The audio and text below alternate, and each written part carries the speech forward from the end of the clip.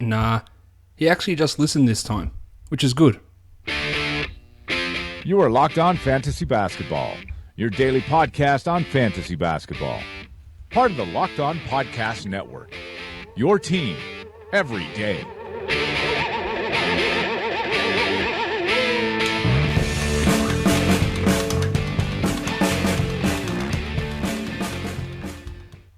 Hello and welcome to the Locked On Fantasy Basketball podcast brought to you by Fantrax, Basketball Monster, and today's Locked On Fantasy Basketball podcast is brought to you by BetDSI. Use the promo code LOCKED10, that's LOCKED10, and get a $10 free bet and 100% match on your first deposit. My name is Josh Lloyd, and as always, you can find me on Twitter at redrock_bball. I'm a little steamed up, to be honest, today. And it's not coaching related, you'll be pleased to know, but we'll talk about that when we get to the Raptors and the Kings game. Some absolute shenanigans going on in that one. We'll talk about that later. We'll talk about all of Sunday's action. We'll preview the week ahead, and then we'll get into the nitty-gritty for Monday and help set some DFS lineups. So, let's get to it. Sure. Let's start by looking at the week ahead. It's always a good way to start off by helping to work out how we're going to set weekly lineups, where we're going to look for streaming and all that sort of stuff. And I anticipate today's section on this is going to be pretty small because of the way that the NBA schedule is set out for this week. We've got Thanksgiving coming up this week, so there are no NBA games on Thursday. So that means the rest of the games are squished in. On Monday, we've got 9 games. That's a borderline day. Tuesday, just the 4. But then we got some real whoppers. Wednesday has 13. Thursday, 0. Friday, 15. Every team plays on Friday. Saturday has 5 games. And Sunday has 8 games. So that is the week ahead for our purposes. Now, when we look at it, 20 of the teams have got 4 games. So in a weekly lineup situation, there's going to be majority of your players have got 4 games, or you're going to be able to start majority four-game guys. So it's easier just to go through the teams that don't play 4 games, to be honest. The Bulls and the Jazz, they play 2 games. The only guy you're probably looking at starting out of those teams is Jim Butler, nobody else. The 3-game teams, we've got the Nets, the Celtics, the Cavs, obviously LeBron and Kyrie come into play there. Giannis for the Bucks, Porzingis for the Knicks, Boogie for the Kings, Lowry and DeRozan for the Raptors, and Johnny Wall for the Wizards. But every other team, all the other 20 teams, play 4 games this week. So most of it's going to come down to actual player difference, not necessarily game difference, or it could come down to opponent difference. That's for you guys who are playing in weekly leagues. In daily leagues, it's a little bit different. I like to look at these things and say, okay, which days have we got 8 games or less on? And there's not many this week. We've got 3 days with 8 games or less. Tuesday and Saturday are the absolute definite streamers. We've got the 4 games on Tuesday. We've got 5 games on Saturday. Sunday gives us 8 games, which is a borderline one. Monday at 9 games, you might be able to stream someone in for Monday as well, but it's not a guarantee. So when we look at the teams that are playing 4 games this week, a handful of them have got 2 nice games. They've got 2 quality games, as I like to say. The Blazers, the Lakers, the Thunder, the Hawks, and the Nuggets. So 5 of those 20 teams play on Tuesday and Saturday, or Tuesday and Sunday, or Saturday and Sunday. Although Saturday and Sunday, I believe there's no back-to-backs on the weekend at all. So Tuesday, Saturday, or Tuesday, Sunday, those 2 teams play. Those 5 teams play the 2 games. In the 3-game section, there's only 1 team that has equal quality games, so 2 quality games, and that's the Knicks. They play Tuesday and Saturday. All the others either play just 1 streamable game, or in the case of the Celtics, 0, or in the Raptors, 0 streamable games. They play all their games on high volume days. Monday, Wednesday, Friday is how those teams are shaking out. So in terms of streaming strategy, there's not a lot to look at. There's not a huge amount. It's going to be day by day. How does my roster look on Monday? Let's add a guy here. If we look at teams that play back-to-backs on Monday, Tuesday, the list is empty. Nobody plays a back-to-back Monday, Tuesday. So you can't make the ad and say, I've got a spot on Monday, let's get it for Monday, Tuesday. Doesn't work that way. But if you've got a full roster Monday, make an ad, potentially make an ad now for Tuesday. And then you're not going to be able to use anyone Wednesday. You're not going to be able to use anyone Friday. So then make your next ad for Saturday. And then you've got the weekend where, again, there's no back-to-back. So whoever you add for that Saturday, you're going to have to drop them and move on and grab a guy on Sunday. So there's not a lot of real advantage in streaming this week. Now, the teams that play that Tuesday, Saturday, it's not a back-to-back, but it's a two-game for the price of one situation. We're talking about the Oklahoma City Thunder, who play on both those days, and we're talking about the New York Knicks that play on both those days. So there's two options. Now, there are players you can use on those teams. Courtney Lee, Joakim Noah. I'm not big fans of these guys, but you might get two games where you can actually use them. On the Thunder side of things, Domantas Sabonis, Andre Robertson, Enes Kanter may be available. Maybe. Probably not, but he might be around. It maybe you look at Jeremy Grant to get you a couple of blocks, although he's not all that appealing. But the streaming options for this week are very, very limited. So what you're looking at those teams, really, that Tuesday, the Knicks and the Thunder, that Tuesday and Saturday combination. And that's literally it, and then you make a move for your Sunday. So good luck. There's no exploiting the schedule this week. It's going to come down to the players you've got on your team. Look, I guess it does come down a bit to exploiting the schedule. More like, do I make the right addition on Tuesday? Which guy do I add? Do I add the right player on these days? Because that's always important. If you make sure you add the right player for your matchup. It might be you might be punting a category, for example, but your opponent is weaker than you in that category, which happens. So you might add a player who you might not normally add just to get you over that line, get you at that extra category for the week. So it is really about preparing and looking at who you're playing, and you can do that on Basketball Monster with our Smart tool. Have a look at your opponent, how the matchup looks, where the games are sitting, who's playing on what day, all that sort of stuff, to see how your games sort of mix in, I guess, and see how everything fits together. But that's how we're looking for this week. Not a great week in terms of schedule, because it's just so, I don't know, spread out's not the right term. Weird. I guess with Thanksgiving here that makes sense, but man, Friday is going to be an interesting day with every single team playing in the NBA. We don't get many of those games, but we've got one Friday, so it's going to be an absolute shit show in terms of trying to get news out and working out how you're setting your DFS lineups. It is going to be a very, very weird day in that respect. Now I've got to tell you a bit about our sponsor, which is BetDSI today. I know you guys love basketball because you're listening to this podcast. So you can take your basketball knowledge and you can go onto BetDSI, betdsi.com, and you can use that knowledge to your advantage, if that's what you're into. They're one of the top-rated businesses in the online gambling world. It's a safe site. I've been on it plenty of times. No issues there. They've been around for a long time. And there's a great special for you guys who listeners to this podcast. Sign up today and you get $10 free bet to try their service.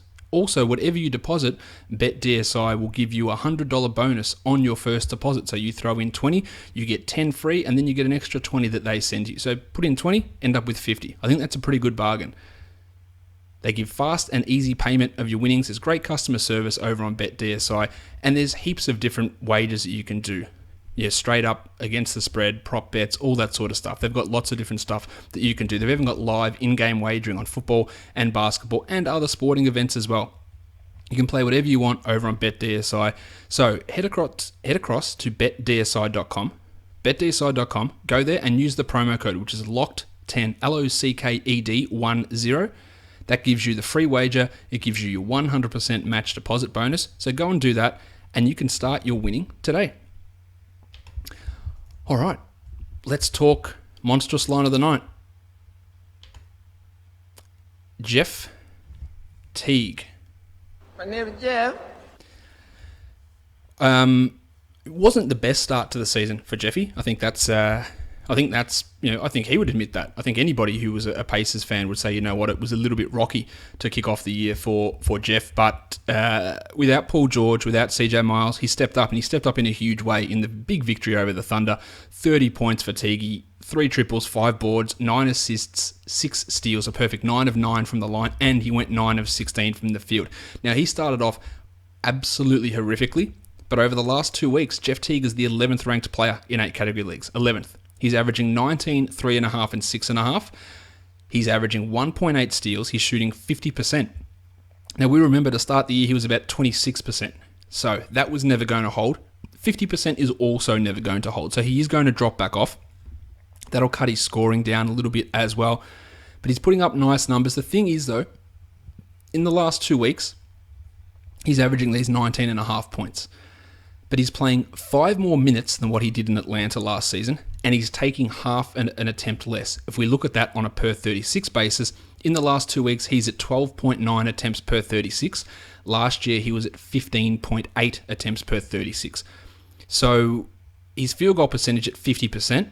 Last year, he was 44, the year before 46, the year before 44, the year before 45. It's coming down. And the shot attempts aren't necessarily going back up, especially with Paul George going to be back soon. So we take all this, not with a grain of salt, but we look at these numbers and go, shit, Jeff Teague at 11th, that's massive, it's huge. But it's also never going to continue. He's not going to be able to maintain that sort of scoring on that few shot attempts, 19 points on 12 attempts. He's not going to be able to continue it. Is it a sell high moment? I guess that always depends on who you're selling with and what they're offering back. But just know that he's not going to be able to maintain this top 15 production, which we're seeing over the last 2 weeks from Teague, because George will come back. The shots aren't high anyway, and there is zero chance he continues to shoot at 50 and above. And he's at 55% actually over his last 4 games, so even more extreme. But it'll have to come back, and just be prepared for that. It might not swing as far as the 20-odd% he was shooting to begin the season, but he's also not going to continue at this rate. And this is what happens with field goal percentages. We've seen it with so many players that they won't hit shit for a while, and then they'll start hitting everything. And eventually it evens up, and there's swings and roundabouts all through the season for all of these players with their field goal percentage. It's just what happens in the NBA. So it's nothing to be too overly excited about, especially when something makes no sense as opposed to the norm. And the same thing when it's 2 down. There's no way this is continuing, much like Gordie Hayward in Utah at the moment, who just can't hit anything. It can't continue at that level. And that's sort of where we're sitting with Jeffy Teague at the moment. The waiver wire line of the night, we're going to Denver and looking at Jamal Murray, who put up 18 points. He had 3 triples, 2 rebounds, 4 assists, a block, and he hit 6 of 8 field goals. We talk about Jeff Teague's field goal percentage. Murray couldn't even hit a shot, did not hit a shot for about his first 5 games. And now he's putting up some numbers in a pretty significant role. And the emergence of Murray is one of the reasons why I don't believe in Will Barton as a must-own season-long 12-team league guy. Because, yes, while Gaz Harris is out for at least the next 4 weeks, Barton will likely start. Now, he played just 19 minutes in this game, and his numbers will go up. But when Harris is back, I don't think that Barton is going to get anywhere near enough minutes to be considered a 12-team league guy, because Murray is a very, very good player. And we do lose sight of that given how poorly he started the year. But over the last 2 weeks, in 22 minutes a game, he's hitting 2.3 triples a game. He's hitting them at 47%. Now, that will come down, but he is a bloody good shooter. So it's not going to drop a massive amount. He's at 45 from the field. He's giving us 4 assists per 36 minutes in that time frame as well, and a steal a game, and 19 points per 36. Now, I don't think that Jamal Murray is becoming a standard league guy, but in a 14-team league, I think that you can use him at least while Gaz is out. And he's the faith that Malone has in him is growing, and he's going to maintain this low 20-minute role, I believe, even when Harris comes back, playing some 1, playing some 2, and it is going to really impact Will Barton. So, own Barton, but really we're keeping an eye on Murray, and I've said this plenty of times, that I believe he's a top 3 player out of this draft class. Maybe top 4. I can't remember what I actually said. Bender, Murray, Simmons, and Ingram are my top 4 in this draft class. And he's got a real chance to be even better than Ingram, I believe. Lots of good numbers, and it's really encouraging for Denver to see that. If for some reason you can get him in a dynasty, of course it's a good move, but you have to see what you're paying, I guess, to acquire him in that sort of setting. But picked it up after a really rough start, and this is the sort of thing I would expect for him to pick up in January, not 2 weeks into the season. He's turned around that rookie learning curve, which really had him struggling to begin the year, and he's turned it around relatively quickly. Now, he could easily drop off and start going back to 38%. There's no doubt about that. But it is encouraging to see a rookie, and you can see the difference between him and Buddy Hield at the moment. him to just start getting locked in and having faith and playing down the stretch of games. He looks really good, and I think he's going to become very much better than what we're seeing at the moment. Of course, Adam Murris and Chris Dempsey over on Locked On Nuggets, they have all the info about guys like Jamal Murray and the partial resurgence of Nick Jokic, who put in not only did he put in a good game today, he looked really good doing it. So the Nuggets, they've got the potential to be a good team. Some real shenanigans early on with the rotations, but Malone has got it sorted out a little bit, and he's looking a bit better with it, and they had a monster victory today. So really good stuff from the Nuggets, and Adam and Chris will cover that over on Locked On Nuggets. So check that out, and the rest of the Locked On Podcast Network as well. The young gun of the night, this guy's got it a few times already this season, Miles Turner. 15 points, 9 boards, a steal, 2 blocks. He went 11 of 12 from the free throw line. That's huge. 11 of 12 for a big man. Only 2 of 8 from the field's not ideal, but a big night nonetheless from Miles. And started off the season on fire, dropped off a little bit, but he's still a 30th ranked player this season in just under 29 minutes a game. He's averaging 15 and 7. He's averaging 2.5 blocks on 54 and 77, and he's got a real shot in the coming seasons to be a top 20 player. I don't think that's a stretch at all with Miles Turner. He is playing better when Paul George isn't in the lineup, which is an interesting phenomenon. He did play some pretty decent ball to begin the season when George was there, but the last couple without George, he's looked a lot better. And we're going to see his offensive game continue to grow, and he's going to start to demand more shots, and they're going to have to start giving them to him. The blocks are going to be there. The boards have got a real chance to increase as well. And I wouldn't be giving up Miles Turner in any sort of dynasty format. And in a season-long situation, you have to think that he's a real shot to finish the year as a top 40 guy. As I said, his last week had been a little bit down because his percentages have dropped off just a little bit. But overall, his numbers have been very impressive this season, Miles Turner, and we expected him to take a big step forward. And it's always good when you expect someone to take a big step forward, and then they do, because it makes you feel like, hey, maybe I do know something. Because there are times when I look at stuff and go, man, I just don't know what I'm talking about with some of the stuff that happens. Like, I do not understand how any of this is happening. Nick Young is a great example for that. I do not understand how he even managed to crack or even stay on the team, let alone be a starter and score 15 points in 30 minutes as he did today. Some of that stuff, I just go, wow, I was way off the ball there. But with Turner, very happy that it's coming together. The dud of the night, Dennis Schroeder, was not a good performance from Schroeder. He scored 1 point. That's not good. 0 of 8 from the field, just the 2 boards, just the 3 assists, no steals, no blocks, and definitely not happening for him at the moment. The last couple of games have been exceptionally bad for him. He started off the season really well. I think he'd scored double digits in every game up until the last couple. Part of the reason why his numbers are well down is his steal rate is ridiculously low. He's only at 0.5 steals. Last season he was at 0.9 in 20 minutes. This year he's in 30 minutes and he's at 0.5. So I would imagine his steal rate has to come up, and that's going to make his rankings look a lot better. Because when you look at it and you see he's ranked 119th, you go, man, why did I spend a top 60 pick on this guy? And rightfully so, you'd think that. But 14.5, 6 assists, 1.5 threes, 3 rebounds, 43 from the field, 36 from 3, 76 from the line. They're all okay. It's the steals that's really killing you, and he should be able to exceed a steal a game. I imagine that will start to come, and that's going to really it's going to bring his ranking way up there. So if I can, I am throwing a low ball at Dennis Schroeder owners, because there's a thing that can really change, that can bring his value up significantly.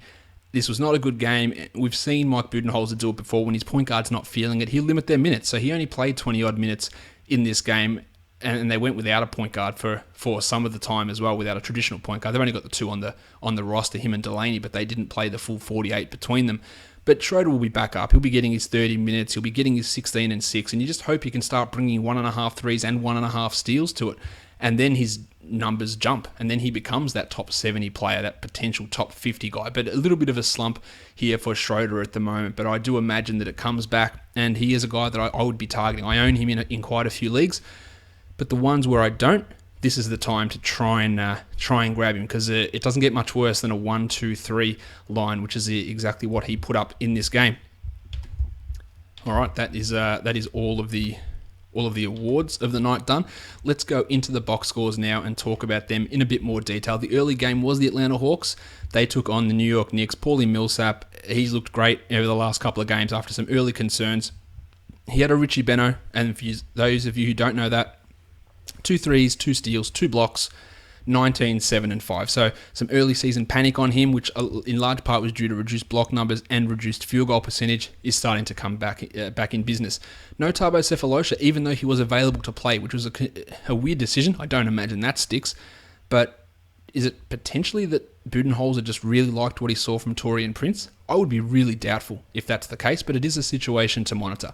Kyle Korver played 37 minutes, had 17, 4 and 1 with 2 threes and 2 steals, and you look at that and you go, yeah, I remember Kyle Korver. He used to be this top 50 guy 2 years ago. That's great. It just flies in the face of everything we've seen for the start of this season and all of last season, basically. He'll have some big games, and then he'll score 4 in the next one. So I'm not going and grabbing Korver. Dwight Howard, 18 and 18 with a couple of blocks. That's nice from him. And Kenty Bazemore, his shot wasn't there, 4 of 11. 12, 3 and 5 is pretty nice numbers. While Timmy Hardaway dropped 12 in his 22 minutes. As for Prince, who I mentioned got some run with Cephalosha not playing, 18 minutes for Prince, 4 and 5 with a block. He's going to be a fantasy star, I reckon, Prince, at some point. And Mike Muscala played the 19 minutes. Not a good night from Muscala. 4 and 2 with no other peripheral stats. He is, if you own him in a 12-team league, he's almost definitely your 13th best player. So in general, that spot's best for streaming. But you can make a reasoning to continue to hold on to him. For the Knicks, Joakim Noah was a late scratch due to an illness. So Jeff Hornacek, he got his cock out on a Sunday afternoon, but unfortunately Kyle Quinn just played the 17 minutes because Jeff Hornacek can't decide what he wants to do with Cock and Billy. Billy Hernan Gomez played 29 in this one, 7 and 8. Cock played 17 and went 8 and 8. So pretty similar production from both of those guys, except one guy played half the minutes. Although this is the perfect opportunity, Jeff, for you to just go with Kristaps at center and run that lineup, which is actually your best by a significant margin. Now, they still did do that. They didn't do it for very long, though, because I said Billy played 29 and Cock played 17, so that's 46 minutes with a traditional centre on the court. Not enough, although the Knicks did get the victory.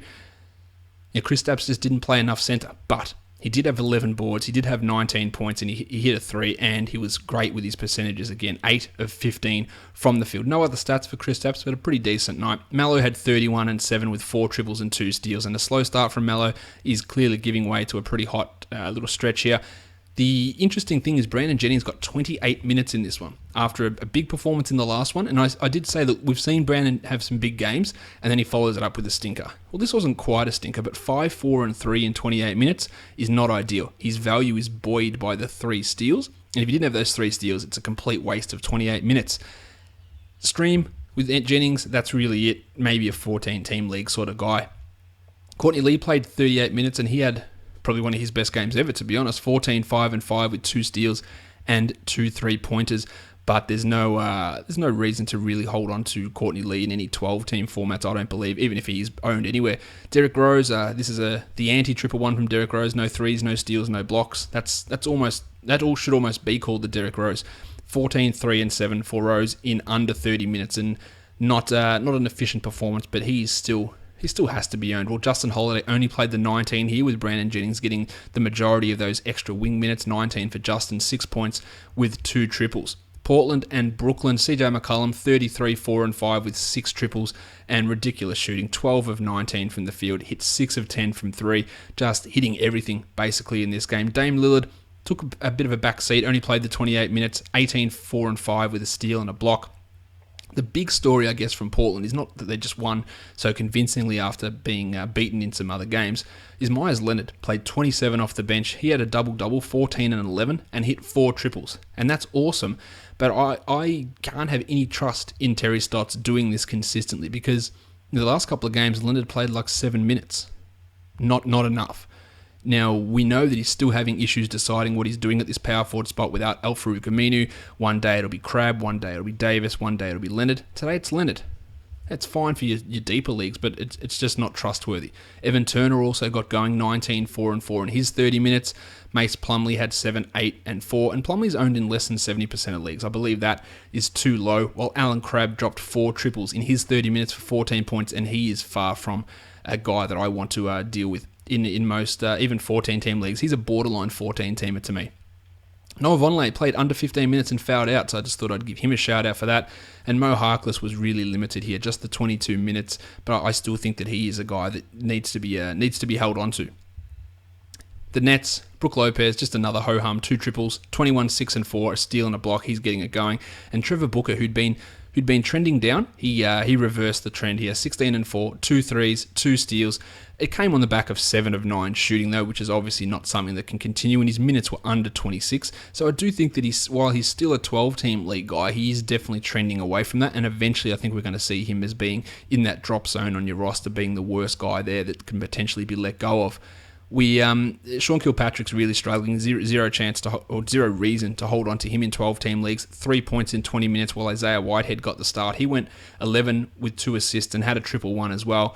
Jeremy Lin looks like he's been a little bit delayed from his recovery, so I'm not expecting him back until at least the end of the week, maybe even the start of next week. Doesn't mean I want to own Whitehead. It's going to be a Whitehead, Foy, Kilpatrick, Ferrell, whatever that sort of combination, however you want to phrase that. A Ferrell, Whitehead, Kilpatrick, Foy, Turducken.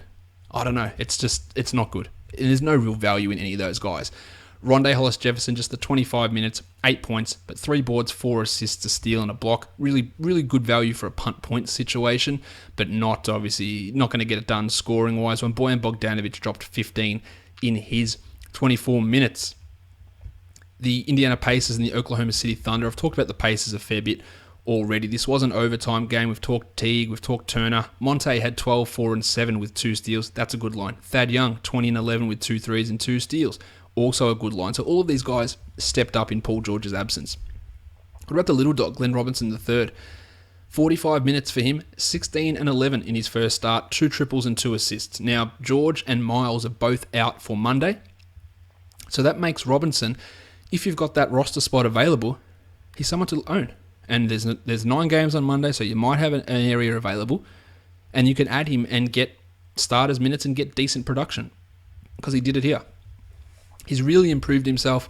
Last season he wasn't great, but he looked a completely different guy this year in Summer League and through preseason, and he's worked his way onto the roster and into a significant role, and taking the chance that he's been given. So that's great stuff from Robinson. Still just a long-term 20-team league guy, but for now, you can definitely add him for Monday and see how that goes. Also in DFS, it's going to work out pretty well. There was no Kevin Seraphin in this game. He was dealing with a knee issue. He should be right to go for Monday, but as I said, George and Miles have both been ruled out, and Rod Stuckey got back to 17 minutes. He played 17 minutes, and he scored 8 points. Not a lot there to like with Rod outside of, say, a 16-team league. Onto the Thunder. Russ Westbrook started off slow. I believe he had 4 points in the first half and 0 boards. Finished with a triple-double, because why not? 31, 11 and 15 with 2 steals and 2 triples. Took 34 shots to get there, so bye-bye to your field goal percentage category. Didn't also help your free throws either, but still a really nice counting stat night from Russ. And speaking of counting stats, how about Enes Kanter going 16, 4 and 3, but adding a 3, adding a steal, and adding 3 blocks? When you get that from Enes, you take it as a real bonus. The minutes are a little bit more than I anticipated he would get. The Thunder did use Joffrey Lavernier a little bit more than I expected down the stretch, so they're still not 100% confident in using Enes Kanter, but that's some good numbers there. He is still a drop zone type of guy, because we just can't rely upon what he's going to get, even though that when he gets even 20, he generally is productive. A lot of hand-wringing about Victor Oladipo early in the season. The numbers are starting to come back now. 14, 5 and 6. Had 2 threes, had 2 steals. And that's what was missing. The rebounds, the assists, the steals. Still the shot blocking's not coming, but that will come. The other numbers are really starting to come. So I think we're going to see a monster second half of the season from Oladipo. Decent game from Andre Robertson. 2 triples with 6 boards. But yeah, we're looking at deeper league stuff there. And Steve Adams struggling a bit. I think he's still bothered by that hand issue, and Billy Donovan said something to that degree after the game. 8 and 8 for Adams in 34 minutes. Definitely not looking like that breakout candidate that he was earlier in the season. Domantas Sabonis, he played 20 minutes, 7 and 6, took a lot of shots, third most on the team in his 20 minutes, had 2 steals, but just doesn't get it done really for anything, even probably 16-team leagues at this point with Sabonis.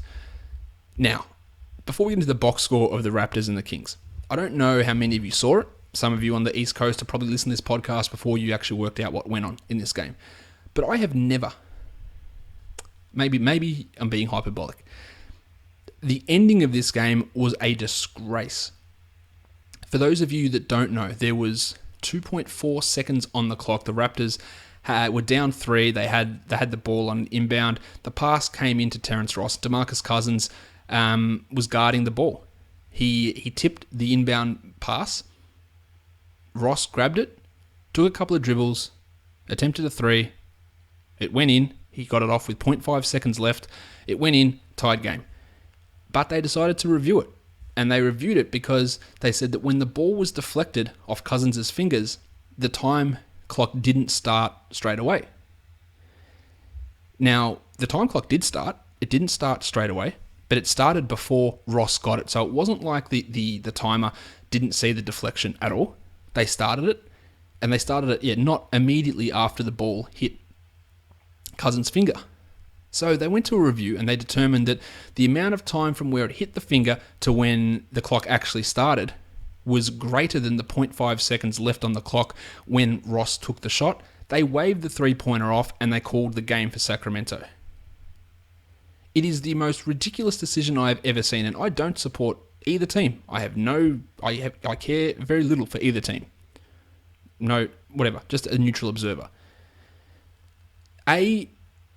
If we're going to review that, then we have to review every single time the clock starts, because you are expecting the timekeeper to have instantaneous reaction.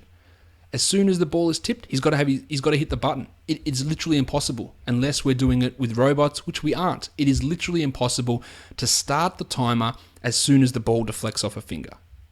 He didn't wait until Ross picked the ball up to start the timer till he touched it. He did know it had been touched, and he touched it because the clock started while the ball was bouncing before Ross picked it up. All that's well and good, right? I don't know how you can expect a human to have instantaneous reaction. The second part is, Ross picks the ball up, he takes a couple of dribbles, and then he shoots it because he is looking at the friggin' time. He can see the time. And if that time had have been 0.6 seconds further on, he wouldn't have taken those dribbles. Now, maybe he wouldn't have hit the shot because he might have been further out. That dribble may have balanced him, whatever. But to just say, sorry, the time's out, it's a joke, because Ross would not have taken those dribbles. He would have got a shot off, so he at least would have had a chance of it going in, not this joke of a decision that was made where he doesn't even get a chance for the shot to go in. To me, it's just play on.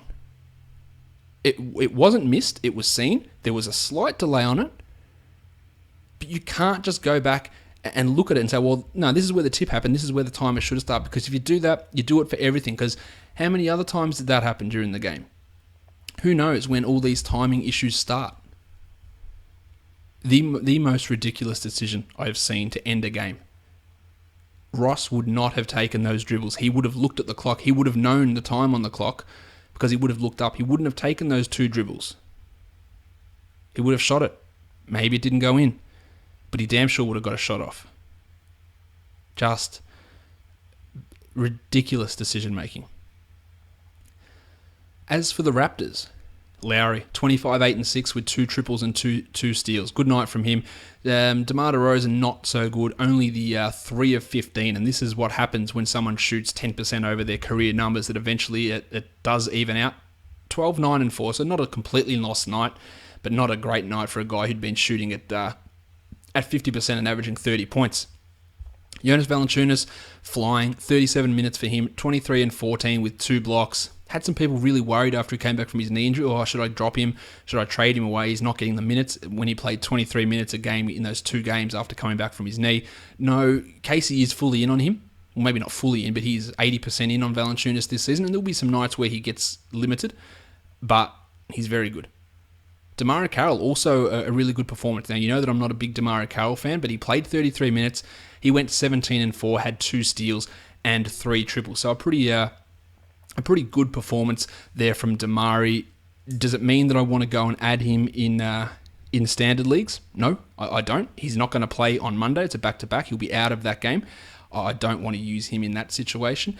And this is a good game, but it's clearly his best game for the season. It's the most minutes he's played for the season. I just don't trust it fully moving forward. Pat also hit some shots, 3 triples for 11 points in his 27 minutes. And Bebe was back after after his partner gave birth. Just the 11 minutes for him. Had 2 blocks, but any inkling that you might have had of him retaining standard league value is surely out the window now. Also, Norm Power, DMPCD. Ridiculous decisioning. Decisioning? I'll go with decisioning. The Kings made a change to their starting lineup. 2 changes, in fact. Aaron Aflalo was out. Costa Koufos was out. And that's as common sense as it can get because they both were struggling. They moved Ty Lawson. No, they didn't. They moved Darren Collison in to start next to Ty Lawson. And they moved Matty Barnes in to start alongside Rudy Gay at the 3-4 combo. It didn't go well for Lawson and Barnes in this new alignment. Barnes had just the 8 points in 36 minutes, but you got to love the 36 minutes. So I think that he's fine to grab as a 12-team league guy, as is Lawson, who played 27 and went 5-1-5 with 2 steals. He'll probably be a little bit better than that, but not as good as he was in the Kings' last outing. But Collison really looked the goods. 15 points, 9 assists, 2 steals, and 1 3. So you'd be pretty happy if you stashed him to begin the year. Rudy Gay, 23, 9 and 4 with 3 blocks. And Boogie went 19, 10 and 4, and he hit 3 triples. He also took 22 shots and hit just 7 of them. So not a great Boogie night, pun unintended. Aaron Aflalo off the bench, under 20 minutes, which is great, but still had 14 points on 7 shots, which is completely Aaron Aflalo-like. Don't get interested in him at all, please, for the love of God. Costa Koufos actually played more minutes off the bench than what he had starting. 26 minutes, 8 and 6, and blocked 3 shots. Feels just very fluky, so we'll leave him for the deeper sort of formats. Utah and Denver. Utah got destroyed in this one. Still no Georgie Hill. Still no Derek Favors. Gordie Hayward, 25, 7 and 2. The shot not quite there, but 9 of 21 is better than what we've seen from him recently, so you'll take that as a win. Gobert had 6 and 7 with 2 blocks, and Rod Hood could not get his shot to go at all. 3 of 12 for 10, 5 and 2 for Rod. Dante Exum looks so much better these days, but just the 35 minutes, actually not just, that's a lot of minutes, just the 10 points in his 35 minutes. 6 boards, 2 assists, and despite the minutes, despite the way he's playing, I don't know how his game is going to translate for fantasy. It just doesn't feel like it ever really will. Now, he did take 12 shots, which was second highest on the team, equal with Hood, so he was getting his shots up. He just doesn't feel like he's ever going to be a top echelon fantasy point guard, despite the fact that he might start and play 30 plus minutes for a long period of time. I don't know, there's just something about his game that's just not translating fantasy-wise. Boris Diaw was back, but Trey Lyles remained starting, and he played 21 minutes. 8 and 6 with 2 triples, and that was the concern that we had yesterday, that with Diaw back, they're going to limit what Lyles can do, and it's not going to work out for fantasy, and that's exactly what went down in this one. On to the Nuggets. Wilson Chandler's season continues. A ridiculous shooting. It is going to drop off. Be aware of this. 17, 4 and 1 with 2 triples on 7 of 11 shooting. He cannot continue to shoot at this level. And I talked before about Nick Jokic. He looks so much better out there today. Only the 21 minutes, but this game was a bit of a smashing, so the minutes were spread through a lot of players. 21 minutes, 12, 5 and 4, 1 3, 1 block. That is, if he continues to do that in 21 minutes, it's comfortably ownable. The problem is when he has those bad nights. But that's 2 in a row where Jokic has looked a lot better, and we're seeing that they're playing him and Nurkic basically just at center is the way to go. Now, Nurkic, who'd been struggling, had a really good game. 16 and 11 on 12 shots, played 26 minutes, but that felt more fluky than Jokic. I believe that Jokic still has to be owned. Nurkic, I think, still does in certain situations, but not as a must-own guy. Ken Fareed, the train stopped, 5 and 6 in 25 minutes for Ken. He had a steal, no blocks, and his percentages were way down. This is the Ken Fareed that I expected, not that ridiculously hot run. Yeah, if you own him, you just keep holding, but expect a drop. Will Barton in his his return, 19 minutes, 7 and 3. He'll get better, but as I touched on when I discussed Jamal Murray earlier, it's not going to be a long-term thing for him. Also 10, 8 and 8 for Moutier, and 13, 5 and 8 assists for the Rooster, Danilo Gallinari. The last game, the Chicago Bulls, who were without Dwayne Wade, and unfortunately they had another loss before the game when Rajon Rondo was ruled in. They got the victory over the Los Angeles Lakers. Jim Butler He's doing a lot for this team. 40 points in 40 minutes. He's also playing a lot of minutes. 7 boards, 6 assists, and a steal. As for Rondo, he was 2 of 9 and continues to be just horrendous defensively. 12 assists and 9 rebounds. Really gets it done, though, for your fantasy team. If you can deal with the other shortcomings, which you may or may not be able to do. Good to see order was restored with Robin Lopez getting the third amount of shots on the team. 12 and 11 in his 28 minutes, had 2 blocks, getting a lot of boards. And the Bulls are one of the best rebounding teams in the league, and it's because of him. He is a player that makes his teams significantly better rebounders, not necessarily by doing it himself, just by being an animal and clearing out space for players. And that's why I thought that when the Bulls traded for him, that he was the best player in that deal, in that Derrick Rose deal. He does so much for the team's rebounding, and he's doing it again for this team. Nick Mirotic, he started with Dwayne Wade out. A weird decision, but they started him. They played him 37 minutes after giving him about 20 a game for the last week. 15 and 15 for Mirotic. Also, the last 2 broadcasts I've watched against the Clippers and against the Lakers, the announcers need to learn how to say his name. One team, it was Nick Mirotic. The other one was Mirotic. It's Titch. Come on, figure it out. 15 and 15 for Mirotic. 3 triples, 2 assists. Only took the 9 shots, but he was engaged. He was passing the ball well. If he's around on your waiver wire, there won't be many players who have as high an upside as him. And we saw 37 minutes for him and 11 minutes for Bob Portis. And that's the way it should go. Should be no situation where Portis and Mirotic are getting the same amount of minutes. It shouldn't be that way. Portis is lost. Mirotic can look lost at times and does make some weird choices, but he's comfortably the better player. No one will realistically have the sort of upside on your waiver wire that Mirotic does.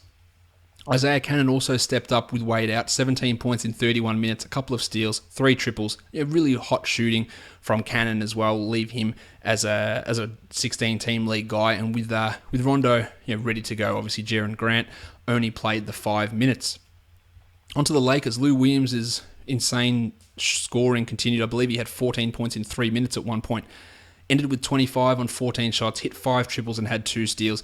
0 chance it continues. Cannot keep going. But you have to own him while it's happening, and then you realise that eventually he's not going to be the best shooter in the world. Larry Nance, this was his best game since returning from that concussion. Played 26 minutes, went 18, 6 and 3 with a steal and a block. He got some extra minutes because Julius Randle was struggling a little bit. And there was a point before the injury when they were running that Randle-Nance lineup a lot, and that meant that you could own Nance. At this point, he's just a watch guy, but if he got 28 minutes, I think he'd be comfortably a top 100 player. We just need to see that actually happen. D'Angelo Russell was back from his sore knee, didn't really get it going, only 3 of 11, 8 points, but did have 7 assists and 2 steals, so that's good. Uncle P had 15 points with 3 triples. Don't believe he's a 12-team league guy. Well, Geordie Clarkson will rather forget this one. 1 of 12 after a big game on Friday. 5, 2 and 3 for Clarko. Not his best performance. Lou Deng continues to struggle, and Brandon Ingram looks okay. Just doesn't put up the stats. Very Dante Exum-like in that respect, where he's playing well, but nothing translates to traditional fantasy box score stats, which is, I guess, what we're caring about at this point in our journey. All right, that's the games from Sunday done. I'm going to take a quick break, and then we're going to be back and looking at Monday's action from a DFS point of view. I saw your picture today, got me thinking about the things that I would say, but I know you're happy now when you're someplace far away, and I can't remember the way you taste.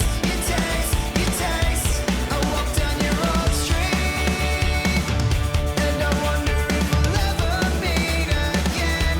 Without a second glance, you turned your back, my friend. This is the end, and I can't pretend I'm ready to be your friend, so don't go. All right, guys, let's look at these games for Monday. As I said, there are 9 of them, so we'll get stuck into all of those. The first one we'll look at is the Miami Heat. They're traveling to take on the Philadelphia 76ers. Injury-wise, Joel Embiid is likely to play. He did have some ankle issues, and if you haven't seen it, Joel Embiid was spotted out in a club wearing his game jersey. This guy's the greatest of all time in just humor level. He's doing some very, very humorous stuff. Justice Winslow for the Heat, is listed as questionable.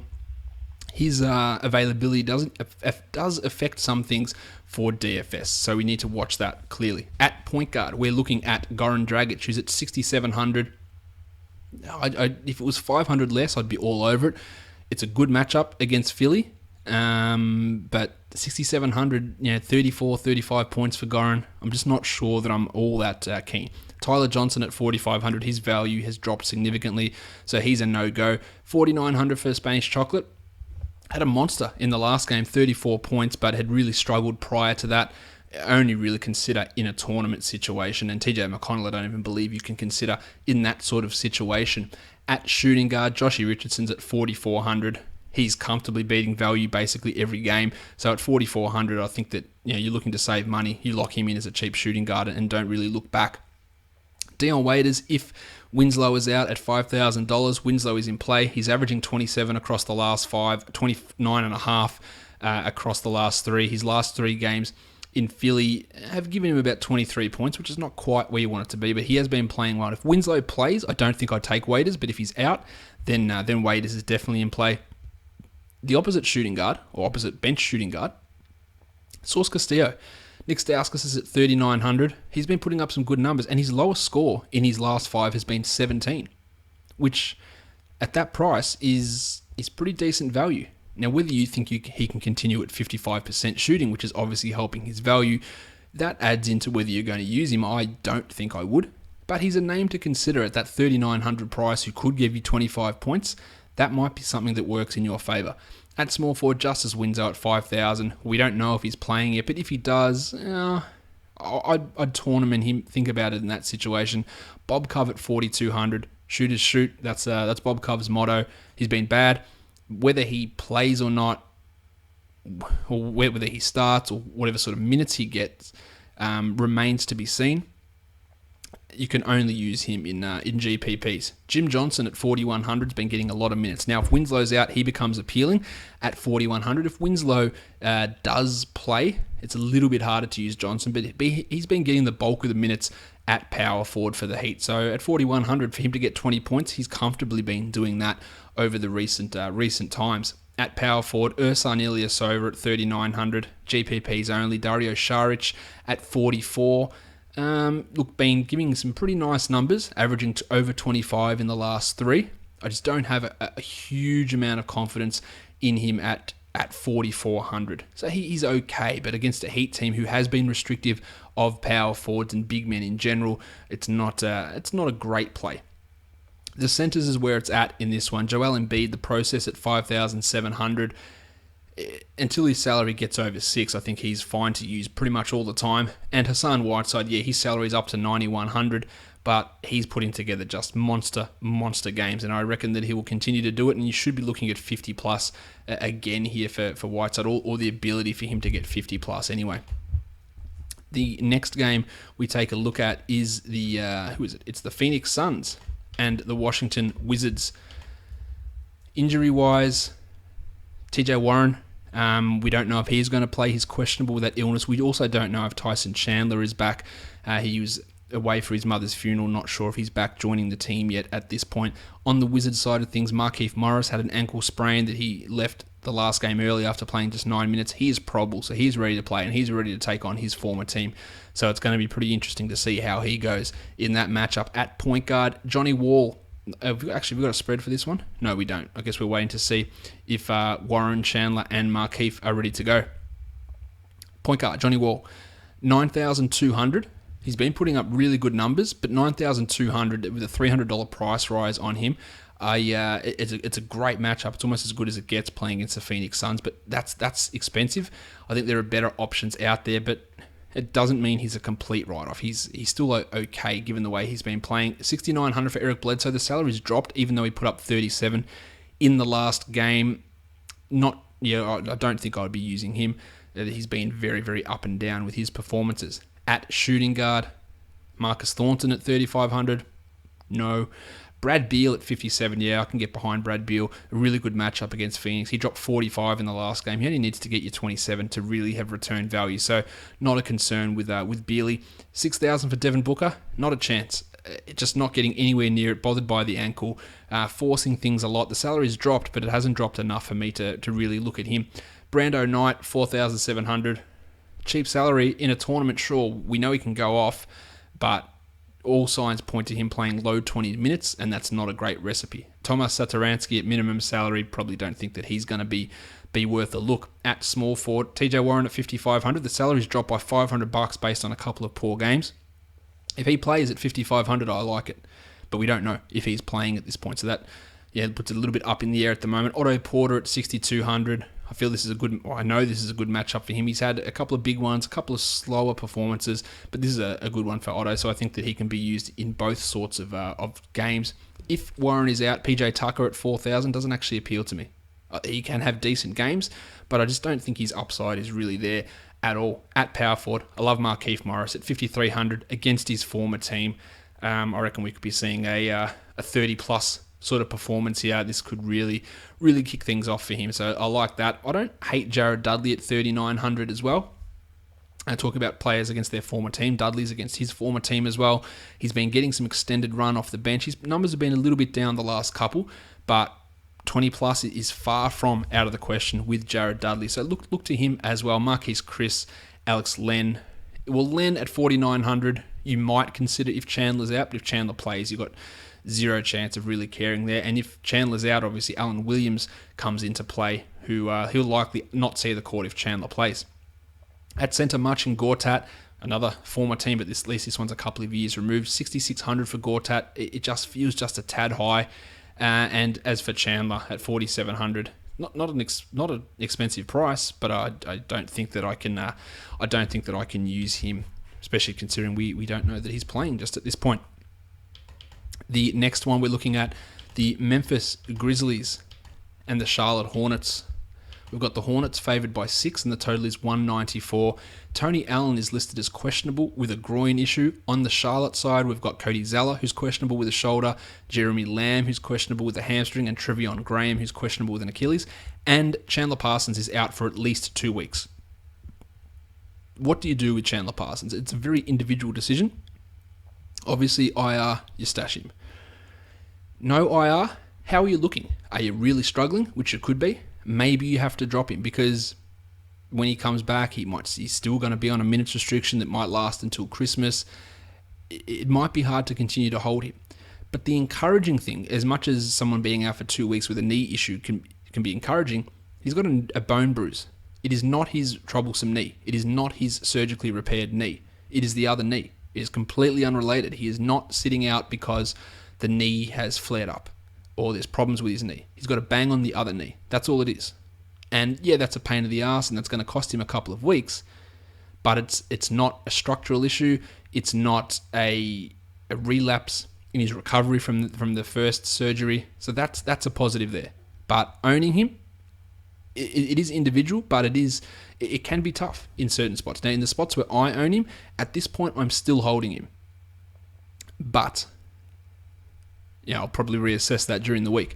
That means that Jim Ennis for the next couple of weeks goes back into having borderline 12-team league value. So go back and look at Jim and see if he's available on your waiver wire. At point guard, Mick Conley, 6,900. A good matchup for him against Kemba. I think that's a decent play without being one of the better ones on the board, but it's there. I like Kemba at 8,200. I think that 40 for him shouldn't necessarily be a lock, but that should be what you're looking for. So both of those guys have some value if you're looking to spend up a bit and get that 40 plus Kemba. Kemba's the guy to go for. Andy Harrison with Wade Baldwin sent to Iowa, I believe, is the D-League affiliate of Memphis. There's all the backup minutes for Harrow. And with Jim Ennis playing more of the 3 now, he'll get some minutes at the 2 as well. Does that mean we want to get interested in Andrew Harrison at 3,700? I don't know. He had 29 in the last game. Actually, I do know. No, his numbers before that had been pretty pedestrian, so I think we can leave Harrison alone, but definitely someone to keep an eye on. At shooting guard, Nick Batum at 6,900. Giggity keeps putting up pretty nice numbers, averaging 38 over the last 3. Keep going with Batum. I think he's fine to rock and roll out there. Tone Allen, we won't be using him at 3,800. And Jezza Lamb, coming back from a hamstring, you're never going to use him anyways, but you wouldn't use him in that situation. Jim Ennis is at 4,100. Fine, there are so many cheap small forwards available for Monday that you could go cheap at both positions. and not have any problem with filling out your roster. So Ennis is a guy that you can use at that price and feel pretty good about. Michael Kidd-Gilchrist at 5,300. Not quite there for him. I don't think that he's a guy that I want to spend 5,300. Not a terrible value, but someone that's not 100% ideal, I guess, is probably the best way of putting it. The power forwards, Marvin Williams 4,700, not quite. Actually that's not true. 4,700 for Marvin Williams. He's been putting together some real stinkers, but in a tournament, I think that you can consider using Marvin. He's only averaging 16 over the last 3, but he does have the ability to go for 23 or 24, but I can't see any way that you can have any sort of trust in him in any sort of cash game format. Jermichael Green at 42, he's strictly just a punt guy, that's it. And if Zala happens to miss, Frank Kaminsky at 4,300. He had a big game in the last one, played 36 minutes and dropped 25 points, and it's been on a pretty steady roll. At 4,300 for Frank, I think that you can consider him and you can look at him. Zebo, 5,400. I don't want to be involved with him at that price. At centre, Zala at 4,500. I'd love it if he played. I think it's a good spot if he plays, but we just don't know at this moment. Marcus Sol at 6,700. Not interested in him at that price. While Roy Hibbert, who will likely get the start if Zala happens to be out, he probably won't he won't get enough minutes to put up the number. So he is a stay away, in my opinion. The next game that's out, or the next game that's up, is the Golden State Warriors and the Indiana Pacers. No spread currently released for this one. Not really sure why, unless they're waiting on the status of Kevin Seraphin. He's the only questionable guy on this team, or in this game, with for the Pacers, as both George and Miles have been ruled out. Let's look at the point guards. Jeffy Teague at 6,600. He dropped a big one today, and I think this is another decent matchup against Steph and the Warriors. 6,600 is relatively high, but it's not crazy high. I like using him. As for Steph, really poor shooting nights the last couple. At 8,800 for Steph, in a cash game, it is a little bit hard to use, but in a tournament with the salary dropping, and you just know that something is going to click for Steph at some point, this could be a big one, and especially given Jeff Teague's defense is not ideal. I think Steph is in for a pretty big night, and in a GPP, I think it works out really well. At shooting guard, Monte Ellis at 55. Yeah, not terrible, but I don't completely love it. Whereas 6,000 for Klay Thompson, I think Klay at 6,000 in a cash game is a pretty solid price. Rod Stuckey, Pat McCaw, no thanks. The little dog, Glenn Robinson III, 3,500 minimum salary. I think you've got to use him. I said there's a lot of cheap small forwards around. He is one of them. That's ridiculous value for a guy that's going to start and double today. So love him at that minimum salary. Durant at 9,900 feels pretty rock solid as well with no Paul George, and Andre Iguodala at 39. Now, the concern you have with the Warriors, guys, is that the fact that this is a back-to-back for the Pacers. They're without George, they're without Miles, and they played an overtime game. So the Warriors could come in here and pull their pants down in the first quarter, and that limits what Durant and Draymond and Steph can do. So there is a significant risk with that. So just bear that in mind when you're looking at your lineups. For the power forwards, Thad at 5,200. I like Thad at 5,200. I think that's a really good price for him. Draymond at 8,000. Depending on your site where you are, there might be some better power forward options. I don't love it on FanDuel, though. Again, given those risks associated with it, he hasn't gotten to 40 in the last couple. Just not quite at that $8,000 level where I'd like him to be. At centre, Miles Turner at 6,200. I think that's a great play to use Turner at that price, given the absentee guys, I guess. The Warriors do sometimes make it difficult for centres, but Turner, I believe, will be able to stick on the court because your other option is going to be Al Jefferson, and that's not going to work out well at all. So not too much concern there. Zaza Pachulia, 3,800, had 22 points in the last game. His upside is really limited. So if you're going to go real cheap at centre, you might consider him, but I probably would reconsider that consideration. The next game up, we're looking at the Houston Rockets and the Detroit Pistons. The Rockets are favoured by 2, and the total is 204 points in this game. Let's look at the point guards. We've got Pat Bev at 4,600, too high for a guy that hasn't really got it going, as returning from his knee injury, not playing enough minutes, and the defensive issues of point guards against the Pistons is not ideal for him. Although he won't have Kentavious Caldwell-Pope on him, he'll be more guarded by Ish Smith, but still, he's not a high racker-upper of points. As for Ish at 5,400, putting up some decent numbers, but almost sort of right on ceiling where his value is. So I'm not really interested there. At shooting guard, Kentavious has struggled over the last couple. That means he's primed for a big one in a tournament. I like using Kentavious here. As for Jim Harden, yeah, Caldwell-Pope's a really dogged defender, and he does have issues, but Harden has blown up against the Pistons recently. He's blown up against everybody, to be honest, but 55 for Jim shouldn't be too much of a stretch. So the Kentavious Caldwell-Pope thing's a little bit of an issue, but Harden has torched him in their last couple of meetings. As for Eric Gordon, he's at 5,500. He had a big game in the last one. He's actually averaging 29 across the last 5 games. Not sure I'm all that interested in using him here, though, but he is an option if you're looking for a shooting guard who can give you 30 plus, but the price just feels just a little bit high. Marcus Morris at 5,200. I'm not all that keen in using him. It is against his former team, but we're talking from a couple of years ago. Trevor Ariza at 5,200. Not a great performance from him in the last game. I think I'll pass on him here. Power forwards. Toby Harris at 5,800. The salary's dropped. The production has dropped a little bit as well, but I think this is a great opportunity actually. Matchup's good. He can go out there and get you 30. So I don't think you should be really steering clear of Toby completely. You should steer clear of Ryan Anderson though. Though the salary has dropped to 4,700, the numbers have been putridly bad. So he's a guy to leave. Johnny Lewis struggled in the last one. He's at 4,500. I think he is fine as a cheap option at power forward, and one of the better cheap options at power forward that are out there. At centre, Clint Capella, 5,500. Just really rocking it at the moment. That's fine to use him at 5,500. You should be expecting 25 plus, given the way he's playing. He's actually averaging 34 across the last 3 games. Andre Drummond at 8,100. Capella's had some real ability to stifle some opposition centres recently. Drummond's done well, but I'm not sure he's giving you 8,100 worth of value. I'd rather spend an extra 1,000, save it somewhere else, and take Hassan Whiteside.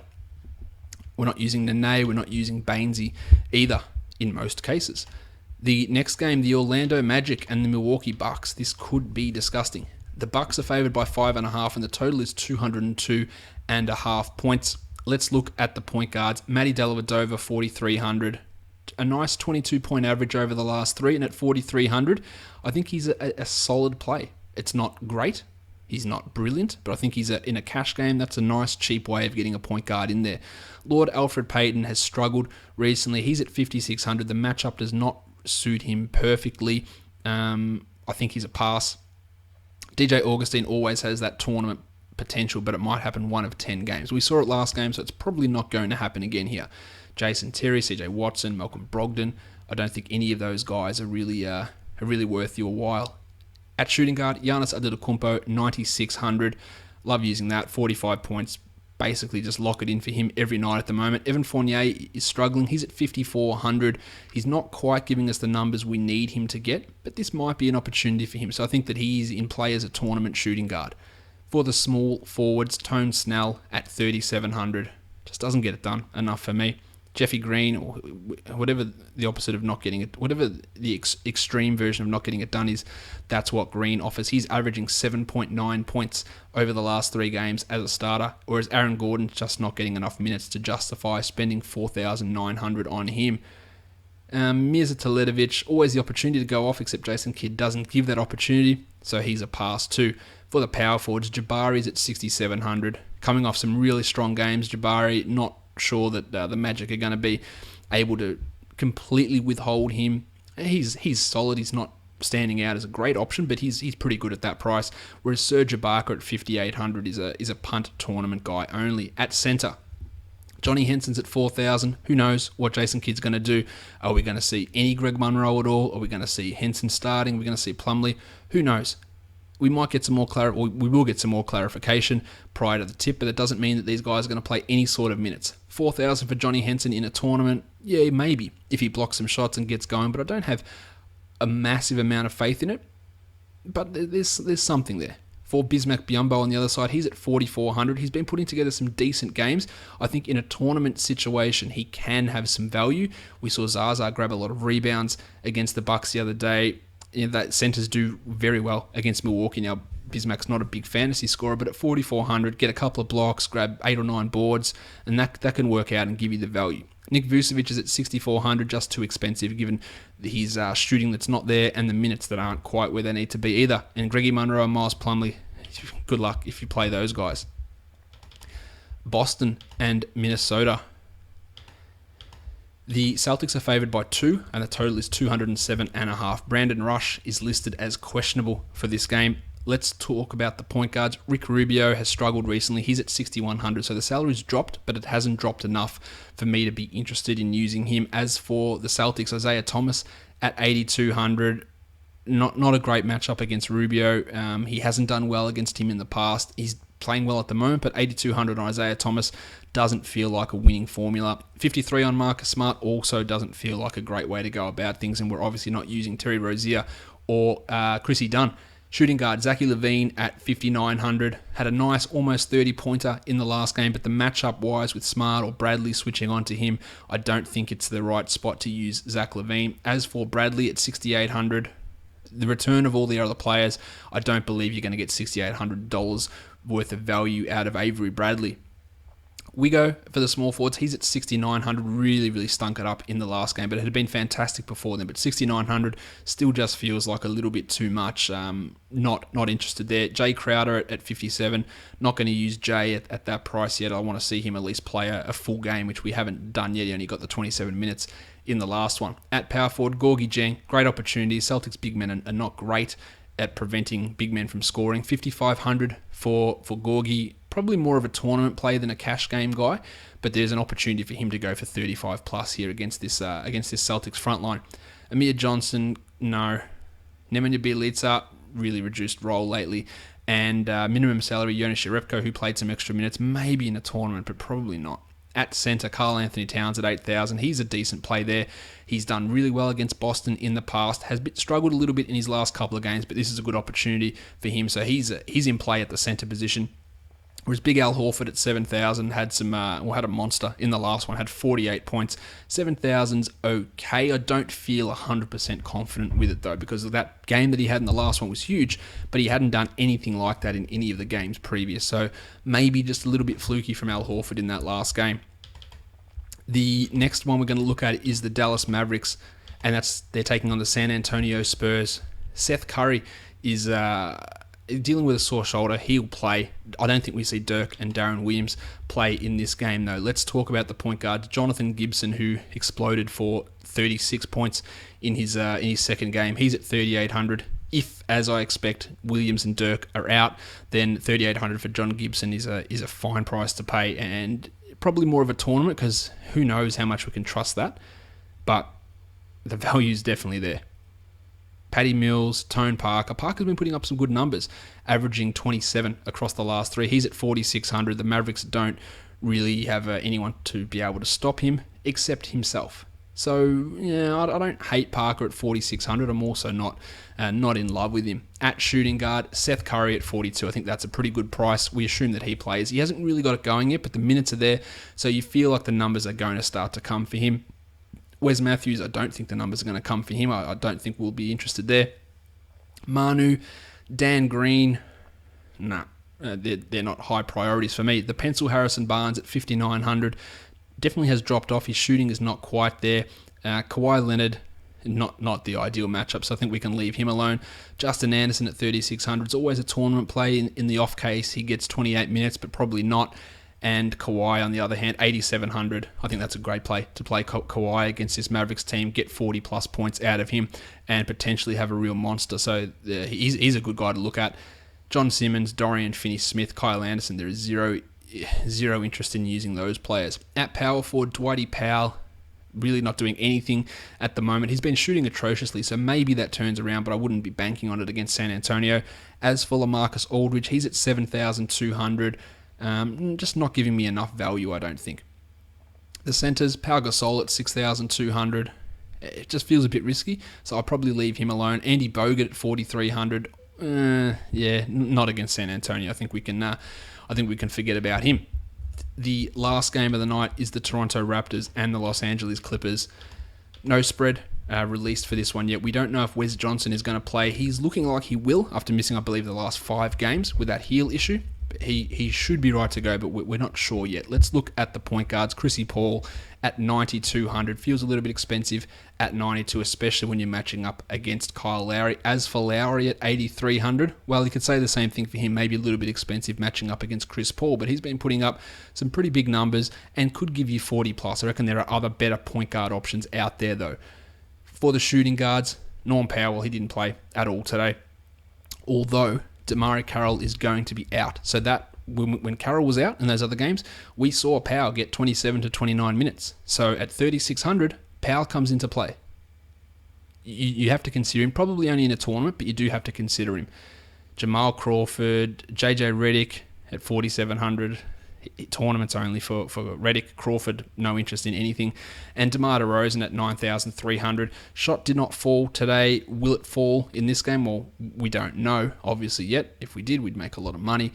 But probably leaning against him. I'd rather take the 11,000 on Jim Harden. But if you can't afford that, then DeRozan comes into play. At small forward, Terrence Ross gets a bump with Carroll out, 3,800 for him, so he's a puntish tournament type option along with Powell, and the Clippers small forwards, we don't need to discuss them. Power forwards, Blakey Griffin at 9,100. There's a real opportunity for him to go for another 45-pointer.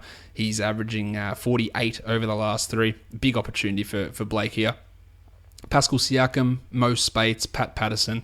I don't think you want to use any of those guys into lineups. At center, DeAndre Jordan at 6,500. The salary is dropping for Jordan. The production hasn't quite been there, but I don't dislike him here. I think he's worth considering. Jonas Valanciunas at 5,700. I think that's really good value, especially after his monster performance today against Sacramento.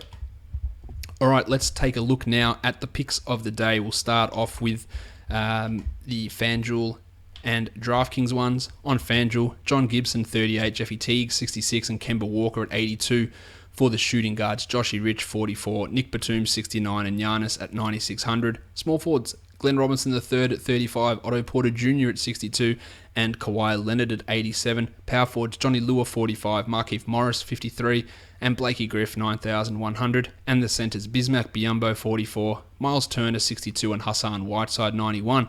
For DraftKings, we've got Daly at 42, Teague at 6,900, and Giannis at 88. Normie Powell at 34 on DraftKings I like, Klay Thompson at 62, and Jim Harden at 11,900. For the small forwards, Jim Ennis 39, Jabari at 64, and Durant at 96. Power forwards, Jared Dudley 4,000, Markieff 56, and Blakey Griff at 85. And the centers, Bismack 41, Turner 65, and Whiteside 9,300. Let's look at the Aussie sites now. On Moneyball, Tone Parker's at 3,600, very hard to ignore that. Jeffy Teague at 66 and Johnny Wall at 81. For the shooting guards, Joshy Richardson at minimum salary 35, love that. Zachary Levine at 53, love that cheap discount there as well. And Jim Harden's at 11,600. For the small forwards, Glenn Robinson's at 35. TJ Warren, if he plays at 51, I love that price. And Giannis at 96. For the power forwards, Johnny Henson's minimum salary, tournament punt there. Markieff 55 and Draymond at 81. And the centers, the processors at 47, Miles Turner's at 64, and Hassan Whiteside's at 91. Over on Draft Stars, Seth Curry's at minimum salary 5,000. Love that. Jeffy Teague 12,100 and Chrissy Paul 16,450. Shooting guard, minimum salary Jonathan Gibson. Wes Matthews at 8,350. Love how cheap that is there, despite me not liking Wes. And Kawhi at 16,400. For the small forwards, Glenn Robinson at minimum. Pencil at 10,350 and Giannis at 19,450. For the power forwards, Johnny Henson 6,150, Johnny Lua 8,350, and Draymond at 15,300. For the centers, Pat at 6,950 for a tournament. The process at 11,900 and DeAndre Jordan at 14,250. All right, we're done. That is it for today's podcast, guys. Subscribe on iTunes, subscribe on YouTube, leave a review. Check out betdsi.com. Use the promo code LOCKED10. That's LOCKED10 for that $10 free bet and your 100% match deposit as well. Check out the rest of the Locked On Podcast Network. Check out Basketball Monster. We are done. Thank you so much for listening, everyone. See ya.